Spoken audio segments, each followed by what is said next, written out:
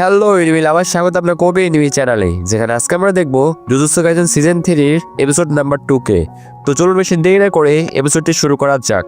এখন পর্যন্ত আমরা দেখেছিলাম যে ইউতা ইউজির বুকে তলাল ঢুকিয়ে তাকে মেরে ফেলেছিল এবং ইউজির ভেতরে বসে থাকা সোকুনাকে দেখতে পাওয়া যায়। অন্যদিকে নাওয়া জেনিন তার সুপার স্পিরিট দিয়ে চোসোকে দোয়া করছিল। চোসো তার টেকনিকটা বুঝতে পারছিল না, কিন্তু এতবার খাওয়ার পরও সে আবার উঠে দাঁড়ায়। নাওয়া বলে, তুমি কতটা এক গোয়া, আসলে তুমি কি জিনিস? চোসো বলে, আমি 10 ভাইয়ের মধ্যে বড় ভাই। চোসো এখন ফলোইং লেড স্কেল নামক টেকনিক ব্যবহার করে, যার দ্বারা সে তার চোখগুলোকে আরো শক্তিশালী করে এবং নাওয়ার সুপার স্পিরিট দেখতে পারে। নাওয়া আবার খেলে, কিন্তু নাওয়া তার পেটে ছুরি মেরে দেয়, যার ফলে চোচোর রক্ত বেরোতে শুরু করে। নাওয়া বলে, তুমি খুব এক গোয়া, তাই আমাকে অস্ত্র ব্যবহার করতে হলো। তুমি ব্যালাড ম্যানিপুলেশন ব্যবহার করতে পারো না, তাই তুমি তোমার নেই, তুমি এত শক্তিশালী। এক বড় ভাই তার ছোট ভাইদের জন্য রোল মডেল হয়। যদি সে ভুল পথে যায় তাহলে ছোট ভাইদের তাদের যেতে দেয় না, যদি সঠিক পথে যায় তাহলে ছোট ভাইরা তাকে ফলো করে। হয়তো তুমি এত শক্তিশালী কারণ তোমার বড় ভাইরা দুর্বল। তুমি জিজ্ঞাসা করো আমি কেন এত এক গোয়া, কারণ আমার কোনো বড় ভাই নেই। নাওয়ার নজর নিচের দিকে যায় এবং সে দেখে যে চোসোর রক্ত সবখানে ছড়িয়ে পড়ছে। চোসো বলে, যতই ভুল করি না কেন আমাকে আমার ভাইদের থেকে এগিয়ে থাকতে হবে, তাই আমি এত শক্তিশালী। তখনই এখানে রক্তের বন্যা চলে আসে। নাওয়া বুঝতে পারে না এত রক্ত বেরোনোর পরও চোসো কিভাবে জীবিত। সে জানে না যে চোসো একটি ডেড পেন্টিং ওম, যা কার্স স্পিরিট এবং মানুষের মাঝামাঝি, এবং তারা তাদের কার্স এনার্জিকে রক্তে পরিবর্তন করতে পারে। যতক্ষণ তাদের কার্স এনার্জি আছে তারা রক্তপাতে মারা যায় না। নাওয়া চোসোর রক্ত থেকে কোনো রকমে পালাতে থাকে, কিন্তু হঠাৎ তার পা মাটির সাথে আটকে যায়। মাটিতে বড় রক্ত আটার মতো তাকে আটকে দেয় এবং চোসো তাকে পিয়ার্সিং ব্যালাড দিয়ে আক্রমণ করতে শুরু করে। নাওয়ারও আসলে তার বাবার মতো 24 এসপি এর টেকনিক আছে, যাতে সে 1 সেকেন্ডে 24টি মুভ করতে পারে, কিন্তু সে জানতো না যে চোসোর কাছে সুপারনোভা টেকনিক আছে, যা সে 150 বছরের কষ্টে তৈরি করেছে। এতে সে টার্গেটের উপর সব দিক থেকে আক্রমণ করতে পারে। নাওয়া এর আওতায় পড়ে যায়। চোসো এখন নাওয়াকে পানে মারতেই যাচ্ছিল, কিন্তু হঠাৎই ইউতা তার পিছনে চলে আসে এবং তাকে এক ঘুষি মেরে ঘুম পাড়িয়ে দেয়। সে ইউজির দেহ নিয়ে এসেছে। নাওয়ারও বমি হতে শুরু করে, কারণ চোচো কোনো মানুষ নয়, তাই তার রক্ত নাওয়ার জন্য বিশ্বের মতো কাজ করছিল। ইউতা বলে, আমি তোমাকে ঠিক করতে পারি, আমার রিভার্স কাজ টেকনিক দিয়ে আমি অন্যদের হিল করতে পারি, কিন্তু এর বদলে তোমাকে হায়ার আপসকে জানাতে হবে যে আমি ইউজিকে মেরে ফেলেছি। এরপর আমরা ইউজির একটা ফ্ল্যাশব্যাক দেখি। যখন সে ছোট ছিল সে তার বাবা জিনকে দেখে। তখন ইউজির দাদু ওয়াসুকে আসেন এবং জিনকে বলেন, তুমি তোমার জীবন যেভাবে চাও যাও, কিন্তু সেই মহিলা থেকে দূরে থেকো, না হলে তুমি মারা যাবে। জিন বলে, ছেলের সামনে এসব কথা বলো না, বাচ্চারা অনেক কিছু মনে রাখে। ওয়াসুকু বলে, আমি জানি তোমাকে একটা সন্তান দরকার ছিল, কিন্তু কৌরির মৃত্যু। তখনই এক মহিলা আসে। সে জিজ্ঞাসা করে, কি হয়েছে শ্বশুরজি? এটা আসলে ইউজির মা কাউরি, এবং তার কপালে ঠিক সেই নিশান যা নকল গেতোর কপালে ছিল। যাই হোক, এই স্বপ্ন এখানে শেষ হয় এবং ইউজির চোখ খুলে যায়।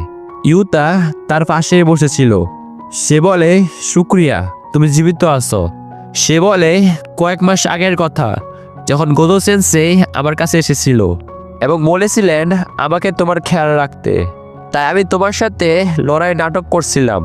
গোজো বলেছিলেন যদি কালকে আমার কিছু হয় তখন ইউতা তুমি ফার্স্ট এবং সেকেন্ড ইয়ার্সের পোলাপানের খেয়াল রাখবে, বাকিটা হাকারি নিজে সামলাতে পারবে। ইউতা বলে, আপনি গোজো সেন্সেই, আপনি কি করবেন? গোজো বলে, বিশেষ করে ইউজির খেয়াল রাখবে, সে তোমার মতোই, তাকেও একবার মৃত্যুদণ্ড দেওয়া হয়েছিল, তাই ইউতা ইউজিকে মারার নাটক করছিল। যদি সে না মারত তাহলে অন্য কাউকে পাঠানো হতো। হায়ার আপসরাও বোকা নয়, তাই তোমাকে সত্যি মারতে হয়েছিল। ইউজি জিজ্ঞাসা করে, তাহলে আমি কিভাবে জীবিত? ইউতা বলে, রিভার্স কাজ টেকনিকের জন্য। হার্ট বন্ধ হওয়ার সাথে সাথেই তাকে হিল করে দিয়েছিলাম। এতে হায়ার্স আর্টসের কসমও রইল এবং ইউজিও বাঁচল। ইউজির জন্য পরে জীবিত হওয়া নতুন কিছু নয়, এবং অনেকে জানে না ইউতা অন্যদের হিল করতে পারে। কোনোদিন জানা যাবে, কিন্তু এখন ইউজি বিশ্বের জন্য মৃত। ইউজি জিজ্ঞাসা করে, আমার জন্য এত করলে কেন? ইউতা বলে, যাদের আমি চিন্তা করি তারা তোমার জন্য চিন্তা করে। আমারও এক সময় বিপজ্জনক পাওয়ার ছিল, কিন্তু তোমার পাওয়ার তোমার নিজের নয়, এবং এতে তোমার কোনো দোষ নেই। তখন মেগুমি এখানে আসে এবং ইউজিকে বলে, আমরা জুজুৎসু হাই ফিরে যাচ্ছি, আমরা তোমাকে লুকিয়ে ভেতরে নিয়ে যাব। ইউজি বলে, আমি যেতে পারবো না, কারণ শিবুয়ের ঘটনায় এত লোক আমার জন্য মারা গেছে। মেগুমি বলে, সেখানে তোমার কোনো দোষ ছিল না, তুমি হার মানতে পারো না। আমরা কোনো হিরো নই, আমরা জুজুৎসু সসার। কেউ আমাদের বুঝতে পারবে না। আমাদের লোকেদের সাহায্য করতে থাকতে হবে, এটা প্রমাণ করতে হবে যে আমাদের অস্তিত্ব আছে। ইউজি মনে মনে ভাবে, আমি তোমাদের সাথে থাকতে পারবো না, কারণ তাহলে তোমাদের উপর বিপদ আসবে। মেগুমি বলে, আমার তোমার সাহায্য দরকার। নকল গেতো অর্থাৎ কেনজাকু একটা ক্লিন গেম শুরু করেছে, যাতে জুজুৎসু সর্সার একে অপরকে মারতে পারে, এবং এর নাম কালিং গেম। মেগুমির বোনকেও জোর করে এর অংশ বানানো হয়েছে, তাই আমার তোমার সাহায্য দরকার।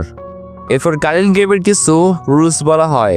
সব খেলোয়াড়দের 19 দিনের মধ্যে এন্ট্রি করতে হবে। যদি কোনো রুল ভাঙে তাহলে তার কার্স টেকনিক রিমুভ হয়ে যাবে, যার ফলে খেলোয়াড় মারা যাবে। অংশগ্রহণের জন্য কলোনিতে আসতে হবে, কেউ কাকে মারলে পয়েন্ট পাবে। আরও রুলস আছে যা আমরা পরে আলোচনা করব। ইউজি এখন ইউতাকে বলে, সকুরা মেগুমির জন্য কিছু প্ল্যান করছে। সুবুয়ায় আমাকে সকুরা অনেক পিঙ্কা খাওয়ানো হয়েছে, যার ফলে সকুরা আমার দেহের কন্ট্রোল নিয়েছিল। এখন আমার ভেতরে সকুনার 15টা পিঙ্কার আছে। আমার বিশ্বাস সকুনা আমার দেহ কন্ট্রোল করতে পারবে না, কিন্তু যদি আমি কখনো সকুনা হয়ে যাই তাহলে তৎক্ষণাৎ আমাকে মেরে ফেলবে। ইউতা বলে, ঠিক আছে। ইউজি এখন মেগুমিকে জিজ্ঞাসা করে, এখন আমরা কি করব? মেগুমি বলে, ফটো কি প্ল্যান করছে, কালিং গেমে সে কি করবে, এসবের উত্তর শুধু মাস্টার টেঙ্গেন দিতে পারবে। ইউজি জিজ্ঞাসা করে, মিস ইউকিকে এটা জানা আছে? মেগুমি বলে, এই আইডিয়া ইউকিরি, তিনি আগে থেকেই জুজুৎসু হাইয়ে লুকিয়ে আছেন। ইউজি বলে, মাস্টার টেঙ্গেনের ব্যারিয়ার কিভাবে অতিক্রম করব? সেখানে হাজার হাজার দরজা আছে যা ঘুরতে থাকে, এবং শুধু একটা দরজায় টার্মস অফ দ্য স্টার করিডোরে নিয়ে যায়, যেখানে মাস্টার টেঙ্গেন থাকেন। যদি সঠিক দরজা না বেছে নেওয়া হয় তাহলে টেঙ্গনের সাথে দেখা হবে না। ইউজি মেগুমিকে জিজ্ঞাসা করে, নোবারার কি হয়েছে, সে ঠিক আছে কি না? মেগুমি কিছু বলে না এবং মাথা নিচু করে নেয়, অর্থাৎ নোবারা এই দুনিয়াতে আর নেই। এটা শুনে ইউজির খুব খারাপ লাগে। তখন চোশো এসে বলে, সে মেরিয়ারে ঢোকার রাস্তা আমি বলতে পারি। মাইজেনিন একবার সেখান থেকে ডেড পেন্টিংস এবং সকুনার ফিঙ্গার চুরি করেছিল, আমরাও তাই করব। এরা জুজুৎসু হাইয়ে চলে আসে, সেখানে তাদের মায়ের সাথে দেখা হয়। সে এখন একদম আলাদা দেখাচ্ছে, কারণ শিবুয়ের ঘটনায় যোগো তাকে পুড়িয়ে দিয়েছিল। হ্যাভেনলি রেজিস্ট্রেশনের জন্য তার দেহ ঠিক হয়েছে, কিন্তু দাগ রয়ে গেছে। ইউকিও এখানে ছিলেন। চোচো এদের বলে যে স্টার করিডোরের রাস্তায় একটা তিজুরি আছে, যাতে জুজুৎসু হাই তার কার স্টোল এবং অন্যান্য অবজেক্ট রাখে। সেই তিজুরিতেও চোচো 6 বাইয়ের ডেড পেন্টিং রাখা আছে, এবং তার টেকনিক দিয়ে চোচো তাদের লোকেশন চেঞ্জ করতে পারে। বাকি বলে সব ঠিক আছে, কিন্তু এই লোকটাকে? ইউজি বলে, এখনকার জন্য মনে করো এ আমার বড় ভাই। এটা শুনে চোচো খুব খুশি হয়। চোচো এদের সবাইকে সঠিক দরজা বলে দেয়, যার ফলে এরা স্টার করিডোরে পৌঁছে যায়। চোচোকে এখানে তিজুরি পর্যন্ত রাস্তা দেখা যায়। সে বলে, আমি আমার ভাইদের শীঘ্র এখান থেকে মুক্ত করব। এদিকে এক জায়গায় রক্তের দাগও পাওয়া যায়। এটা সে জায়গা যেখানে তোজি রিকুকে গুলি করেছিল। ইউকি বলেন, 12 বছর আগে এখানে একটা কাণ্ড হয়েছিল, এবং বলা যায় সব ঘটনা সেখান থেকে শুরু। এরা মেন হলে যায়, কিন্তু সেখানে আলো ছাড়া আর কিছুই ছিল না।